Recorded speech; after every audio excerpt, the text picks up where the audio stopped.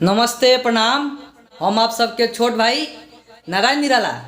तो जी हाँ दोस्तों, आप सबसे बता दूं कि विजय चौहान के बहुत ही सुंदर गाना आवे वाला बा। ओकर टीजर रिलीज हो गई बा आज सुबह के। जौन एल्बम के नाम बा यूपी बिहार। जौन गाना आवता शिवाय फिल्म ऑफिशियल से। तो जी हाँ दोस्तों, विजय चौहान से जितना भी भाई प्यार करते हैं इस गाना को जरूर सुने।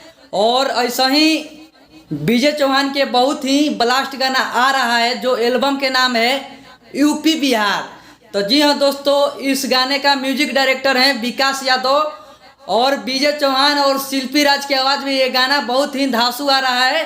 तो आप लोग ये गाना के पूरा फुल सपोर्ट कीजिए। हम भी तो करते हैं विजय चौहान के फुल सपोर्ट। और हमारे चैनल पर हैं तो हमारे चैनल को सब्सक्राइब करें। हमारा यूट्यूब चैनल का नाम है बिहारी शायरी मस्ती। जी हाँ दोस्तों, आप सही सुने। फिर मिलते हैं अगले वीडियो में, तब तक के लिए बाय दोस्तों।